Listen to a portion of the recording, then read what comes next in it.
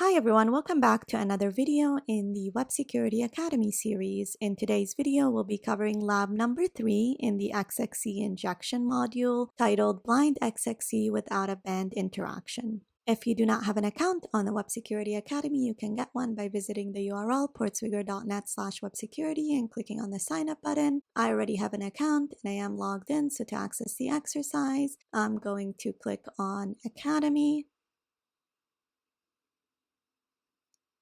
Select all labs, and then do a search on XXE injection labs, and select lab number 3 titled Blind XXE with out-of-band interaction. Alright, let's get started. This lab has a check stock feature that parses XML input but does not display the result. You can detect the blind XXE vulnerability by triggering out-of-band interactions with an external domain. To solve the lab, use an external entity to make the XML parser issue a DNS lookup and HTTP request to burp collaborator. Alright, so the target goal over here is to exploit the blind XXE injection in order to trigger a DNS lookup and an HTTP request to our attacker server, which is in burp collaborator.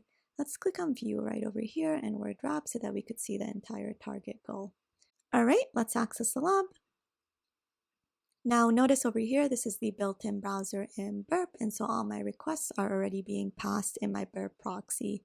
Now if we go back to the lab over here, you could see that there is a note that says to prevent the Academy platform from being used to attack third parties, our firewall blocks interaction between the labs and arbitrary external systems. To solve the lab, you must use burp collaborator's default public server. So since we need to use burp collaborator's default public server and not just any public server, you do need the professional version of burp in order to complete this exercise. Okay, so the first thing that we need to do is find a parameter that talks to the backend that is vulnerable to an XXE injection. So if we click on check stock right over here and see the post request, send it to repeater, and in repeater, review the parameters that it takes. So you could see over here that it takes in XML input, and so it's able to parse XML input in the backend. This means that it definitely needs to be tested for XXE injection. So the first thing that we're going to do is hit enter to see the output of the response.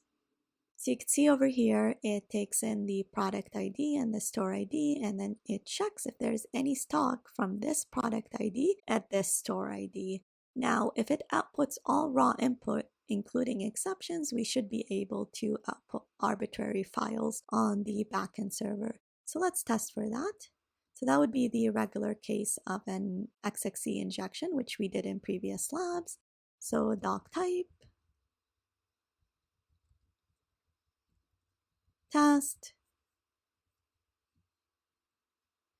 and we'll say entity, XXE system, and let's try and read the etc passwd file. Now we're reading the passwd file because it is a world readable file, and so the application, regardless of the privileges it's running with, it should be able to read this file.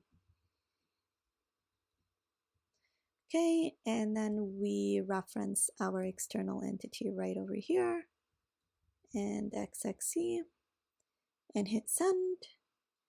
And we're out of luck. So you could see over here, it just says invalid product ID. It doesn't actually output the content of the file. And so there is some kind of filtering in the backend that says if it doesn't output a number, then just output this error over here, which is really good from the developer's point of view, but not great from my end.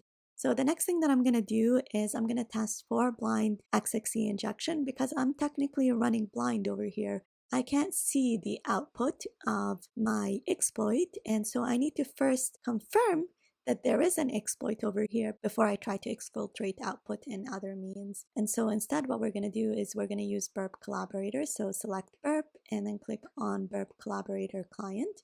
Again, you need to have the professional version of burp suite in order to use burp collaborator. We're going to copy this to clipboard.